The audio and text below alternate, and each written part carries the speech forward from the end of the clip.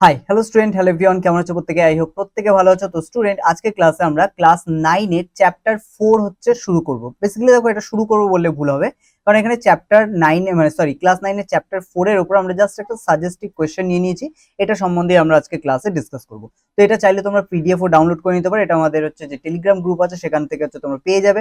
তো তার জন্য যারা হচ্ছে এখনো টেলিগ্রাম গ্রুপে জয়েন করোনি, তারা ওখানে জয়েন করে সেখান থেকে তোমরা এটা ডাউনলোড করে নিতে পারো। ওকে, তো ফার্স্ট দেখো এখানে কি আছে। আমাদের লাইফ সায়েন্সের চ্যাপ্টার 4 এর জীববিদ্যা ও মানব কল্যাণ এই চ্যাপ্টারটা আছে, যেখানে আমাদের বায়োলজি অ্যান্ড হিউম্যান ওয়েলফেয়ার সম্বন্ধে আমরা জানবো। তো এখানে আমাদের বেসিক্যালি কিছু রোগ আছে, রোগের সম্বন্ধে জানতে হবে, টিকা কি, টিকাকরণ কি, ইমিউনিটি কি, এবং তার সাথে বেশ কিছু রোগ এবং তাদের প্যাথোজেন সম্বন্ধে জানতে হবে। আচ্ছা, আমরা যেহেতু এখানে শুধু কোয়েশ্চেন নিয়ে ডিসকাস করবো, তাই তোমাদের একটু প্রথম থেকেই যেটা বলি সেটা হচ্ছে যে কোয়েশ্চেনগুলো আমাদের এখানে ইম্পর্টেন্ট। মোটামুটি যে জায়গা থেকে কোয়েশ্চেন আসতে পারে সেইগুলো আমরা এখানে জাস্ট দিয়েছি। এবার তোমাদের অনেকের মনে হতে পারে যে এখানে এমসিকিউ, সত্য মিথ্যা এগুলো তো আসার কথা, সেগুলো নেই কেন? দেখো, এখানে এমসিকিউ, সত্য মিথ্যা এই যে পয়েন্টগুলো আমরা হচ্ছে বা যেগুলোর উপর কোয়েশ্চেন দেওয়া হয়েছে, সেই জায়গাগুলোকে যদি একটু তোমরা ভালো করে পড়ো, তাহলে তোমরা এমসিকিউ থেকে শুরু করে এ টু জেড এগুলো পেয়ে যাবে। ওকে, নাও তো এখানে ফার্স্ট কোয়েশ্চেন কি আছে দেখো, ইমিউনিটি বা অনাক্রম্যতা কাকে বলে? তো ইমিউনিটি বা অনাক্রম্যতা মেইনলি আমাদের রোগ প্রতিরোধ করার যে ক্ষমতা সেটা, এবং বইতে ডেফিনেশনও দেওয়া আছে। তো তোমরা প্রত্যেকের ডেফিনেশনটাকে হচ্ছে লেখার চেষ্টা করবে।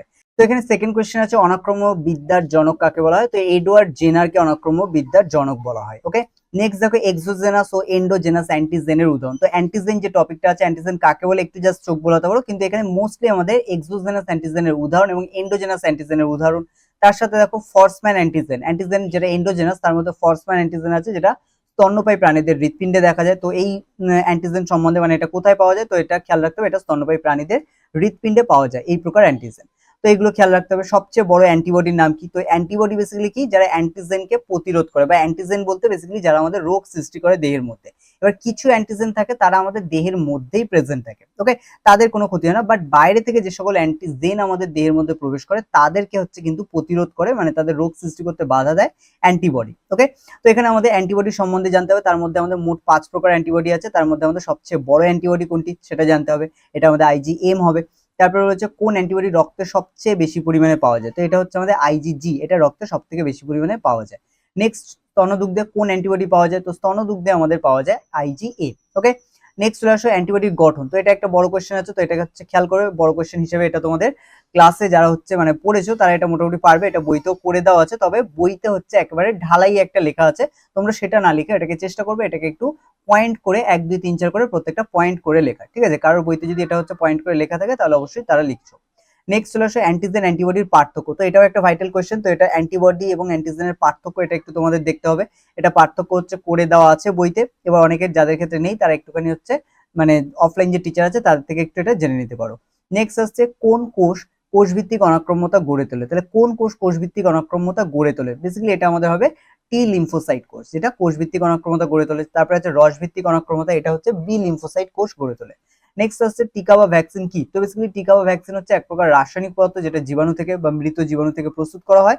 এবার এটা হচ্ছে আমাদের কোনো রোগ প্রতিরোধ করার জন্য ব্যবহার করা হয়, ঠিক আছে? তো এটা তোমরা বইতেও পেয়ে যাবে, টিকা বা ভ্যাকসিনের পুরো ডেফিনেশন দেওয়া আছে। টিকাকরণ কি? তো বেসিক্যালি টিকা বা ভ্যাকসিন দেওয়ার যে পদ্ধতি সেটাকেই বলা হয় টিকাকরণ। ওকে, নেক্সট আছে কে প্রথম কোন রোগের টিকা আবিষ্কার করেন? তো এখানে আমাদের বিজ্ঞানী জেনার প্রথম হচ্ছে গুটি বসন্তের টিকা আবিষ্কার করেন। তো এটা তোমাদের খেয়াল রাখতে হবে, এবং যে কারণে তাকে অনাক্রম্য বিদ্যার জনকও বলা হয়, কারণ তিনি হচ্ছে অনাক্রম্যতা রিলেটেড হচ্ছে অনেক কাজ করেছিলেন। ওকে, নেক্সট চলে আসছে ডিপিটি, বিসিজি, ওপিভি এবং এমএমআর এর পুরো নাম লেখো। তো এই রোগগুলো সম্বন্ধে তোমরা বইতেই পেয়ে যাবে, প্রত্যেকটা পুরো নাম থেকে কয়েকটা থেকে কোয়েশ্চেন আসে, বিশেষ করে তোমার ওপিভি, বিসিজি এগুলো থেকে কিন্তু কোয়েশ্চেন আসে।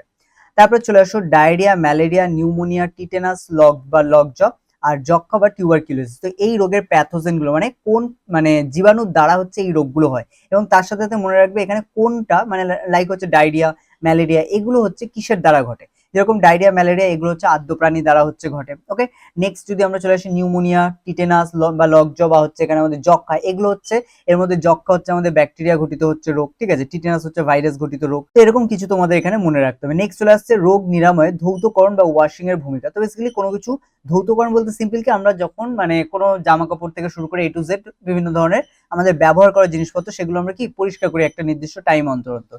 তো এইটাকেই বলা হয় ধৌতকরণ। এবার তোমাদের বইতে দেখবে এর হচ্ছে বড় করে পুরোটা লেখা আছে, তোমরা সেটাকে পড়ে হচ্ছে পয়েন্ট করে করে জিনিসটাকে লিখতে পারো। তো এটা একটা ব্রড কোশ্চেন চলে আসছে, তো এটাকে টিক মেরে রাখতে পারো এটাকে। নেক্সট চলে আসছে মানব কল্যাণে অণুজীবের গুরুত্ব। তো মানব কল্যাণে অণুজীবের গুরুত্ব মানব কল্যাণে অণুজীবের গুরুত্ব, এটাও একটা বড় কোশ্চেন। এটাও হচ্ছে মানব কল্যাণে অণুজীব দিয়ে আমরা আমাদের রেগুলার লাইফে হচ্ছে কি কি হচ্ছে আমরা মানে ব্যবহার করি, অণুজীব কোথায় কোথায় ব্যবহার করি, তার হচ্ছে এখানে গুরুত্ব লিখতে হবে। ঠিক আছে, মানে তার হচ্ছে কতগুলো ব্যবহার লিখতে হবে। লাইক হচ্ছে একটা দুটো আমি তোমাদের বলি। লাইক হচ্ছে আমরা দেখো রুটি যেটা আমরা তৈরি করি সকালবেলা খাওয়ার জন্য, ব্রেড, এটার মধ্যে আমরা ইস্ট ব্যবহার করি। ঠিক আছে, বা আমরা যে মদ্যশিল্পের মধ্যে হচ্ছে যে মদ তৈরি করা হয়, সেটা কিন্তু আলটিমেটলি তৈরি করা হয় কিছু অণুজীবের সাহায্য দ্বারা। তো এরকম বেশ কিছু হচ্ছে ব্যবহার আমরা অণুজীবের ক্ষেত্রে দেখি। এছাড়া ওষুধ শিল্পে বা চিকিৎসা স্বাস্থ্য হচ্ছে ব্যবহার করা হয়, এগুলো আমাদের খেয়াল রাখতে হবে।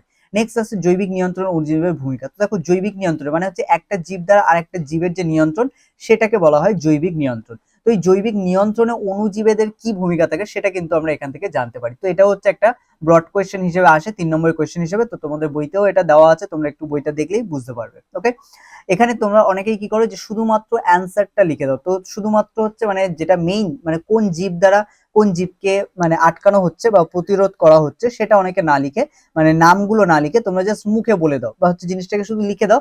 আলটিমেটলি ওই জীবাণু বা ওই ব্যাকটেরিয়া বা অণুজীবের নামগুলো তোমরা দাও না, সেটা করবে না। অবশ্যই চেষ্টা করবে 2 থেকে 3টে পয়েন্ট লেখার এবং সেখানে প্রত্যেকটাতে অন্তত একটা করে সেই অণুজীবের নাম দেওয়ার, যে কোন অণুজীব দ্বারা কোন ব্যাকটেরিয়া বা কোন ভাইরাস বা কোন হচ্ছে মানে মিথজীবী বা অন্যান্য যেগুলো আছে তাদেরকে হচ্ছে প্রোটেক্ট মানে আটকানো যায়, প্রতিরোধ করা যায়, সেটা তোমাদেরকে এখানে লিখতে হবে।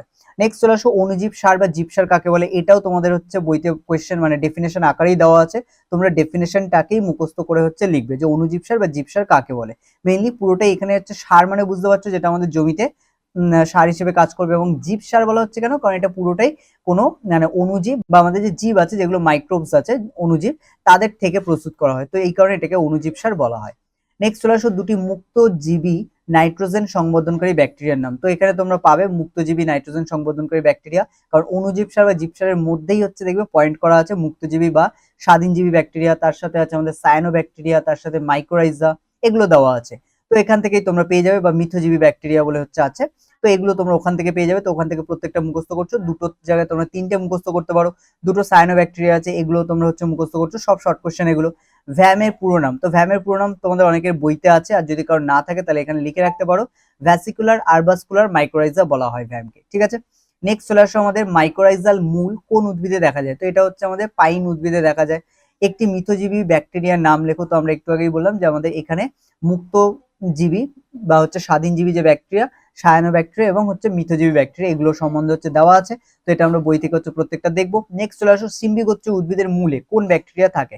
তো এটা হচ্ছে সেম, মিথজীবী ব্যাকটেরিয়া হচ্ছে আসলে সিম্বিগোত্রী উদ্ভিদের মূলে থাকে, এবং এটা কি, এটাকে বলা হয় রাইজোবিয়াম। ওকে, নেক্সট চলে আসো 26 নম্বর, কৃষিকাজে অণুজীব সার বা জীব সারের গুরুত্ব লেখো। তো কৃষিকাজে জীব সার বা অণুজীব সারের গুরুত্ব, এটা হচ্ছে আসলে এই যে পয়েন্টটা আমরা বললাম জীব সার বা অণুজীব সার কাকে বলে, এর নিচেই হচ্ছে এটা সম্বন্ধে দেওয়া আছে, যার মধ্যে আমাদের মুক্তজীবী ব্যাকটেরিয়ার ভূমিকা, সায়ানো ব্যাকটেরিয়ার ভূমিকা এবং হচ্ছে মাইক্রোরাইজাল ব্যাকটেরিয়ার ভূমিকা এখানে হচ্ছে দেওয়া আছে। ঠিক আছে, তো ওটাই পড়েই তোমাদের পয়েন্ট করে করে লিখতে হবে। এটা একটা ব্রড কোশ্চেন আছে। নেক্সট চলে আসছে এইডস এর পুরো নাম, এটা তোমাদের বইতে দেওয়া আছে। এইডস এর পুরো নাম, এইচআইভি এর পুরো নাম দেওয়া আছে, এটাকে দেখতে হবে। নেক্সট দুটি ভাইরাস ঘটিত রোগের নাম, আমি উপরে যে রোগগুলোর কথা বলছিলাম ওগুলোর মধ্যেই তোমাদের বলেছিলাম ভাইরাস ঘটিত রোগের নাম, ব্যাকটেরিয়া ঘটিত রোগের নাম, তাছাড়া হচ্ছে আদ্য প্রাণী ঘটিত রোগের নাম, এগুলো হচ্ছে কোয়েশ্চেন তোমাদের আসবে। নেক্সট 31 নম্বর কি আছে দেখো, দেহের অনাক্রমতা জনিত সারা প্রদান শব্দছকের মাধ্যমে দেখাও। তো আমাদের দেহের যে অনাক্রমতা সেটা আমরা বলেছিলাম দু রকমের হয়, এক হচ্ছে কোষ ভিত্তিক, দুই হচ্ছে রস ভিত্তিক। তো দেখো কোষ ভিত্তিক যে অনাক্রমতা সেটা আমরা বলেছি টি লিম্ফোসাইট গড়ে তোলে, এবং যেটা রস ভিত্তিক সেটা আমাদের বি লিম্ফোসাইট গড়ে তোলে। সেক্ষেত্রে আমাদের দেহের অনাক্রমতা জনিত যে সারা প্রদান সেটা দুটো রকম হয়, একটা হচ্ছে টি লিম্ফোসাইট দ্বারা, একটা বি লিম্ফোসাইট দ্বারা, এবং এই পুরোটাই একটা শব্দছকের দ্বারা হচ্ছে আমাদের দেওয়া আছে বুকসে। তো এটা হচ্ছে দেখবে, এটা একটা বড় কোয়েশ্চেন, তো এটা টিক মেরে রাখতে পারো। নেক্সট চলে আসো লিম্ফোসাইট কোষের উপর কোন অ্যান্টিবডি পাওয়া যায়। তো এটা লিম্ফোসাইট কোষের উপর আইজিই অ্যান্টিবডি পাওয়া যায়। এটা তোমাদের বইতে যে অ্যান্টিবডির প্রকারভেদ আছে ওখানে তোমরা আইজিই এর মধ্যে কিন্তু পেয়ে যাবে। ঠিক আছে, এটা হচ্ছে ওখান থেকে দেখতে পারো। ওকে, নাও এই হচ্ছে আমাদের টোটাল কোয়েশ্চেন। আই হোপ তোমরা হচ্ছে বুঝে গেছো যে এই অধ্যায় থেকে আমাদের কি ধরনের কোয়েশ্চেন আসতে পারে। তো যাদের অধ্যায়টা মোটামুটি পড়া আছে তাদের তো এটা হচ্ছে জানাই আছে প্রত্যেকটা কোয়েশ্চেন ম্যাক্সিমাম আশা করি। আর যারা পড়োনি তারা হচ্ছে অধ্যায়টাকে পড়ে, বা যদি নাও পড়ো অন্তত এই কোয়েশ্চেন গুলো হচ্ছে পেজ নম্বর ধরে সেগুলোকে বের করে নিজেরা হচ্ছে সেই জিনিসগুলোকে পড়ে নাও। ওকে, নাও আজকে ক্লাস আমরা এখানেই শেষ করছি। দেখা হচ্ছে তোমাদের সাথে পরবর্তী ক্লাসে। যদি তোমাদের কোনো কোয়েশ্চেন থাকে বা কোনো কোয়েশ্চেনের অ্যান্সার যদি জানার থাকে তাহলে অবশ্যই তোমরা আমাদের কমেন্ট করে তো জানাতে পারো, তবে কমেন্টে অনেক সময় তো অ্যান্সার করা পসিবল হয় না। তোমরা তার জন্য আমাদের টেলিগ্রাম গ্রুপে জয়েন করে সেখানে তোমরা তোমাদের যে কমেন্ট সেগুলো হচ্ছে রাখতে পারো। ওকে, সেখানে আমরা যতটা পসিবল অ্যান্সার করার চেষ্টা করবো।